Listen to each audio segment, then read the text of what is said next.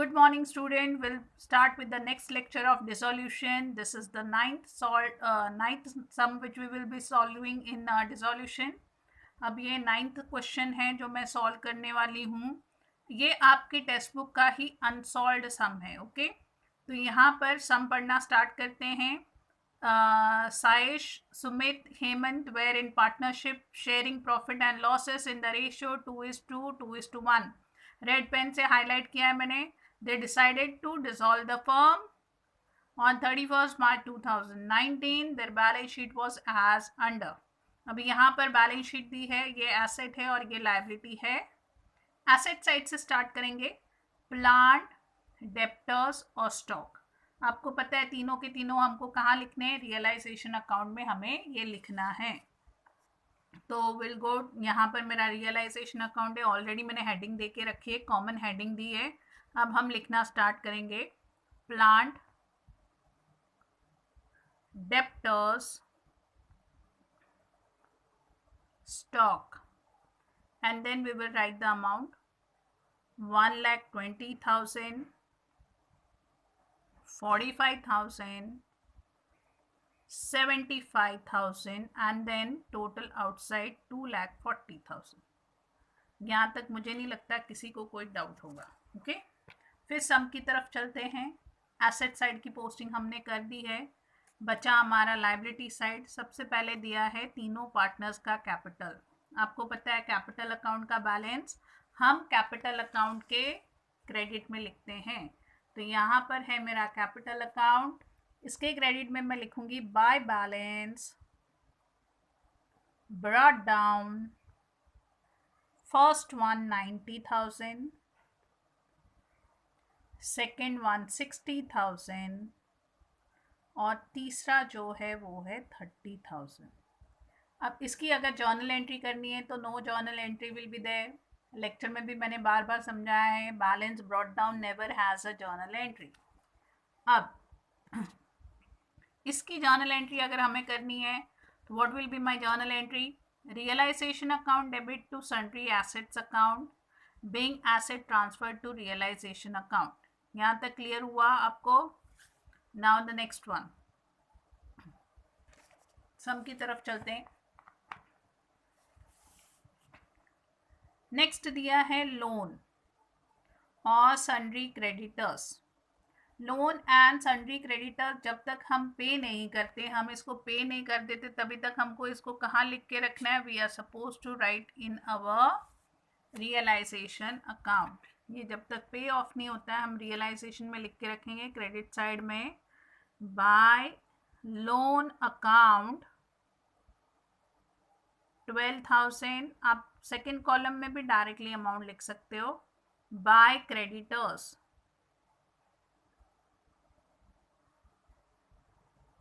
9,000, 21,000 बाहर लिखा. यहाँ तक मुझे लगता है सबको समझ में आया होगा, किसी को कोई डाउट नहीं है यहाँ तक. Okay, now the next one. Next one which we have, that is bank overdraft. A bank overdraft is the facility given by the bank to the current account holder. इतना हमको क्लियर है. अब ये bank overdraft कहाँ लिखना है ये मैं आपको बताती हूँ, क्योंकि ये पहला सम है जहाँ पर ओडी दिया हुआ है. तो आपको क्या करना है, अगर बैंक बैलेंस दिया होता है तो we write on in bank account debit side, but bank OD is given so will write in bank account credit side. By balance brought down. Clear हुआ कहाँ लिखना है बैंक ओवरड्राफ्ट. 39,000. बैंक ओडी दिया होगा तो क्रेडिट में जाएगा, bank balance दिया होगा तो आपको उसको डेबिट में लिखना है. यहाँ तक क्लियर हुआ. Now next will read the some.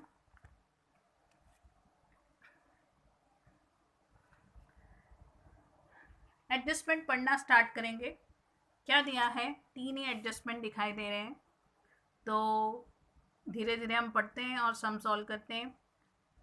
Sayesh to discharge loan and to take debtors at book value. Partner loan discharge कर रहा है और डेटर्स खरीद रहा है.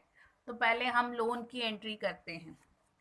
पेमेंट हुआ, एक्सपेंसेस है, so we are suppose to write on debit side. What will write? To Saish capital account.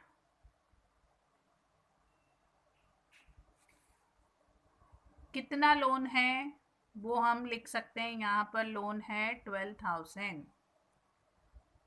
आप चाहे तो ब्रैकेट में लोन भी लिख सकते हो. क्या पे किया उसने? लोन. अब इसका सेकेंड इफेक्ट जाएगा इन पार्टनर्स कैपिटल अकाउंट.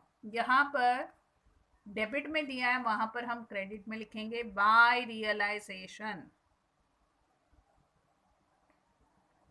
और सिर्फ उसके कॉलम में आप अमाउंट लिखोगे 12,000. ओके, यहाँ तक क्लियर हुआ. चलिए साथ साथ में जर्नल एंट्रीज भी देख लेते हैं.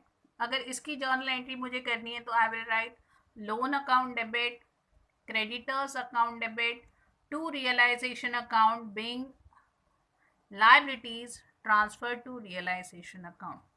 अगर ये जो पेमेंट ऑफ लोन किया है पार्टनर, इसकी जर्नल एंट्री करनी है तो will write realisation account debit to Sahesh capital account being loan paid by Sahesh. Okay, यहाँ तक क्लियर हुआ. फिर से हम अपने सम की तरफ चलते हैं. अब सम में क्या दिया है? नेक्स्ट, ये तो हमने कर ली, टिक मार्क कर लेते हैं. लेकिन आधी की आधी बाकी है. उसने डेटर्स भी खरीदा है वो बुक वैल्यू पर, तो एक एसेट भी लिया है, तो उसकी हम एंट्री करते हैं. यहाँ पर इस साइड में हम लिखेंगे बाय साइश कैपिटल अकाउंट, क्योंकि पार्टनर खरीद रहा है. क्या खरीदा पार्टनर ने? डेप्टर्स. और कौन सी वैल्यू पर? बुक वैल्यू पर. बुक वैल्यू यानी कि हमको जो वैल्यू है वही लिखनी है. 45,000 एक ही है, इसलिए हमने डायरेक्टली अमाउंट बाहर लिख दी. साथ ही साथ इसका सेकेंड इफेक्ट कर देंगे. पार्टनर्स कैपिटल अकाउंट वहाँ क्रेडिट, यहाँ debit. To realisation account amount will be 45,000.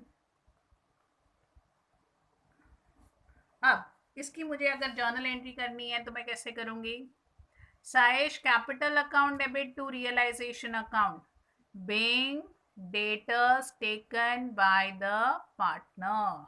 Okay, यहाँ तक जर्नल लेजर दोनों क्लियर हुआ. अब सेकेंड एडजस्टमेंट की तरफ चलते. क्या दिया है? Plant was realise for 1,35,000. ये टेक्स्ट बुक में गड़बड़ है, वहाँ पर 1,35,000 नहीं दिया है. ये जो 1 है ये प्रिंट नहीं हुआ है, ये आपको लिखना है. सो प्लांट वॉज रियलाइज फॉर 1,35,000. अब इसकी लेजर पोस्टिंग पहले करते हैं, फिर मैं जर्नल भी आपको साथ में ही समझा दूंगी. Okay, first effect realisation account में लिखना है बाय बैंक अकाउंट.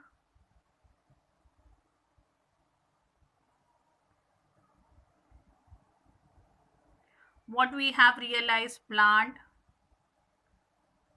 कितना? 1,35,000. second effect bank account which side? debit side. to realization 1,35,000. साथ में इसकी जर्नल एंट्री देख लेते हैं. अगर जर्नल एंट्री करनी है तो जर्नल एंट्री आएगी bank account debit to realisation account. Narration लिखेंगे बीइंग प्लांट रियलाइज्ड. ओके, यहाँ तक कोई डाउट नहीं होना चाहिए. चलते हैं अब हम क्वेश्चन की तरफ. फिर से इसकी एंट्री कर चुके हैं, अब इसकी करेंगे. Stock was realise for 72,000. Realise का मतलब है स्टॉक हमने बेचा और वो बिक गया. कितना मिला हमको? 72. उसके लिए मिला. अब फिर से आपको पता है आपको रियलाइजेशन अकाउंट के क्रेडिट में ही लिखना है क्योंकि ये इनकम है. फिर से सेम हेडिंग देंगे हम बाय बैंक अकाउंट. इस बार क्या बेचा हमने? स्टॉक 72,000 के लिए. साथ में इसकी सेकेंड पोस्टिंग भी कर लेते हैं. It will go to bank account to realisation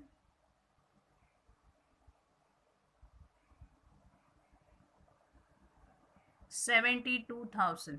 अब इसकी जर्नल. जर्नल कैसे लिखेंगे हम? Bank account debit to realisation account being stock realised. समझ में आया?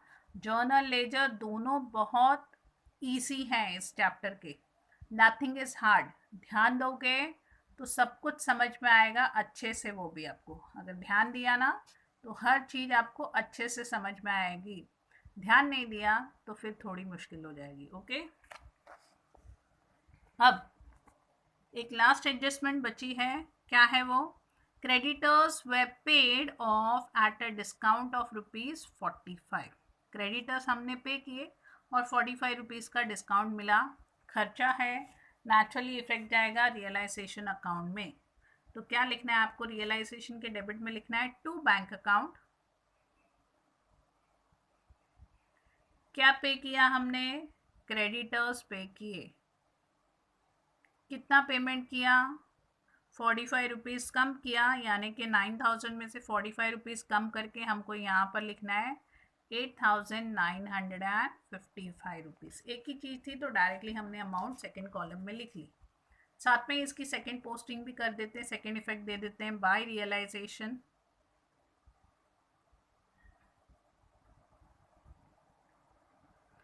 ₹8955। अब इसी के साथ देखेंगे आप, अगर सम देखोगे तो सम की हमने सारी की सारी पोस्टिंग, बैलेंस शीट पोस्टिंग और इसकी पोस्टिंग की है। टाइम देखोगे तो अभी 12 मिनट भी नहीं हुए हैं, 12 मिनट में हमारी सारी की सारी पोस्टिंग हो गई है। अब इसकी अगर मुझे जर्नल एंट्री लिखनी है तो कैसे लिखूंगी मैं? Realisation account debit to bank account being loan paid. Okay, और अगर क्रेडिटर्स की एंट्री करनी है, लोन की एंट्री करनी है, वो तो मैं आपको ऑलरेडी समझा चुकी हूँ। अब हम क्या करेंगे, एक एक करके अपना अकाउंट क्लोज करेंगे। सबसे पहले जो आपको अकाउंट क्लोज करना है वो है आपका realisation account. The first work you are suppose to do, check the total of both the side. दोनों साइड का टोटल करके देखो कौन से साइड का टोटल हैवियर है। अब इस सम में आपको पता चलेगा कि आपका क्रेडिट का टोटल ज़्यादा है और डेबिट का टोटल कम है। तो जब आपका क्रेडिट का टोटल ज़्यादा है तो naturally balancing figure will come to this side. So here the total is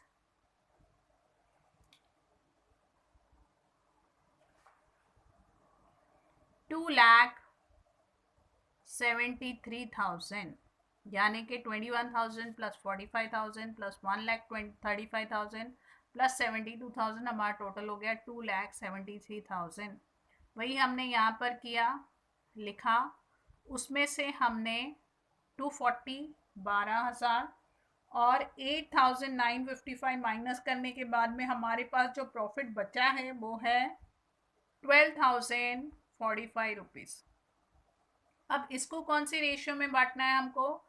we are suppose to share in the ratio 2:2:1। क्या हेडिंग देनी है? टू पार्टनर्स कैपिटल अकाउंट, और फिर तीनों पार्टनर का नाम लिखना है, साइश, सुमित एंड हेमंत। जब आप इसको 5 से डिवाइड करोगे तो जो आपकी प्रॉफिट शेयरिंग रेशियो आएगी, first one it will come 4,818, second का भी वही है और तीसरे वाले का है 2,409।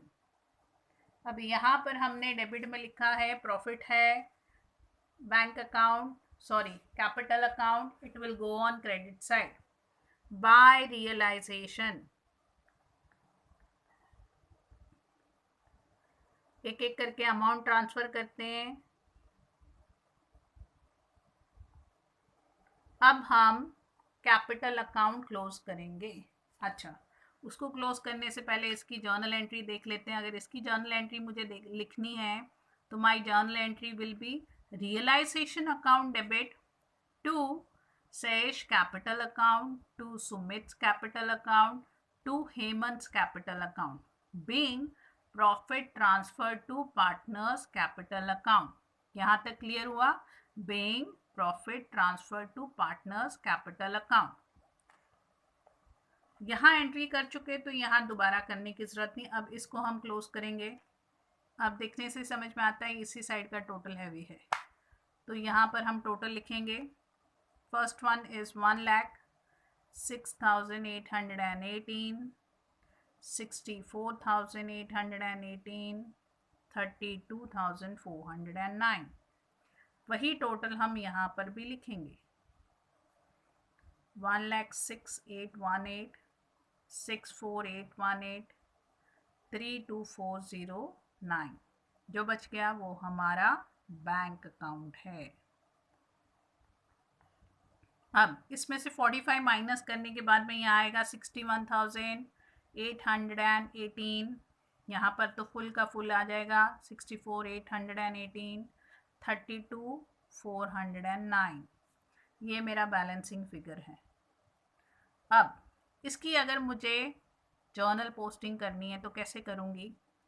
यहाँ पर आएगा Saish capital account debit, Sumit capital account debit, Hemant capital account debit to bank account being final settlement done. क्या लिखेंगे हम? Being final settlement done. यहाँ तक क्लियर हुआ? नाउ अब इसकी सेकंड पोस्टिंग करनी है हमको. इसकी सेकंड पोस्टिंग कहाँ जाएगी? नेचुरली हमारे बैंक अकाउंट में. और जैसे हम ये लिखेंगे बैंक अकाउंट का टोटल चेक करोगे तो बैंक अकाउंट अपने आप टैली होना चाहिए आपका. आप एक कॉमन हेडिंग भी दे सकते हो, bye partners capital.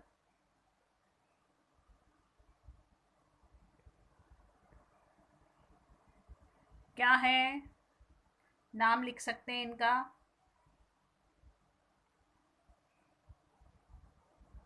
Sumit, Hemant, और फिर 61,818, 64,818, 32,409. टोटल करके बाहर 1,59,045 रुपीज़. अब दोनों साइड का टोटल हमको देखना है कि हमारा सम टैली हो रहा है या नहीं हो रहा है. अगर ये टैली हो गया मतलब ऊपर जो हमने पोस्टिंग की है वो एब्सोल्युटली राइट है. अब इसको टैली करेंगे तो this side our total is coming 2,07,000. यहाँ का भी टोटल अगर आप करोगे तो वो भी 2,07,000 आ रहा है. जर्नल और लेजर दोनों मैंने आपको साथ साथ में ही सिखा दिया. अब अगर आप नोटबुक में जर्नल करोगे तो कितनी एंट्रीज आएगी वो मैं आपको यहाँ पर मार्क करके भी दे देती हूँ. 1, 2, 3, 4. सीक्वेंस आप चेंज भी कर सकते हो ऊपर नीचे, कोई प्रॉब्लम नहीं है. 5, 6, 7, 8, 9. Total 9 journal entry. आप इनको क्लब करके भी साथ में लिख सकते हो तो फिर 8 एंट्रीज आएंगी. Okay, total 9 entries journal entries आनी चाहिए. तो आपको करना क्या है? सम अच्छे से व्यू करना है. अच्छे से सम व्यू करना है. एक बार व्यू करने से अगर नहीं समझ में आएगा तो view it 2 to 3 times. View करने के पैसे नहीं लगते हैं. तो आप अच्छे से सम व्यू करना और इस सम को जर्नल लेजर दोनों को आपको नोटबुक में सॉल्व करना है. You are suppose to do the ledger first और with the help of ledger you will do the journal entries. 2-3 बार पहले सम व्यू करना, पहले लेजर पोस्टिंग करना है इस सम की, then you do the journal posting of this sum and nicely go through the sum. फिर भी कोई डाउट है आप जब मैं गूगल मीट पर लेक्चर लेती हूँ आप मुझे पूछ सकते हो. ओके, लेकिन मैं बार बार बोल रही हूँ जर्नल लेजर दोनों की प्रैक्टिस करो क्योंकि हमें पता नहीं है बोर्ड एग्जाम में क्या पूछने वाले हैं. What they are going to ask, we are not aware of that fact कि वो क्या पूछेंगे. तो हमें क्या करना है? दोनों की तैयारी करके रखनी है. Okay, we are suppose to be mentally prepared for both the things. दोनों की प्रैक्टिस करोगे तो साथ में ही आपका काम हो जाएगा, बाय हार्ट हो जाएगा. एक ही सम में आप 2 चीज़ों की तैयारी कर सकते हैं. तो अच्छे से सम पहले व्यू करना. एक बार व्यू करने से नहीं समझ में आता, मैं बार बार बोलती हूँ. At least go through the lecture 2 और 3 टाइम्स। अच्छे से व्यू करने के बाद में अनसॉल्व सम है टेक्स्ट बुक का सम देखो और सॉल्व करो। जहाँ पर डिफ़िकल्टी होती है वहाँ पर लेक्चर रेफ़र करो फिर से कि कहाँ पर डिफ़िकल्टी है, मैंने कैसे सॉल्व किया है, मैंने कैसे पोस्टिंग की है। Then you refer the lecture again and then solve it. Still you have problem, when I'm taking lecture on Google Meet, you can ask me, okay? लेकिन सम सॉल्व करना बहुत इम्पॉर्टेंट है। जब तक आप खुद सॉल्व नहीं करोगे आपको समझ में नहीं आएगा कि आपको कितना आ रहा है। ऐसे जब मैं एक्सप्लेन करती हूँ आपको इजी लगेगा वो, लेकिन जब आप खुद करोगे तो what is the actual difficulty, कहाँ पर आपको डिफ़िकल्टी आ रही है, वो आपको तभी ही समझ में आएगा जब आप खुद सॉल्व करोगे सम को। ओके, तो मेरा यही आपको बोलना है कि after viewing the lecture 2 to 3 times solve the sum, solve ledger also, solve journal also. Wherever you have difficulty refer the lecture. Still you have difficulty, when I am taking lecture on Google Meet you can ask me that difficulties. Okay, so take care, have a nice day.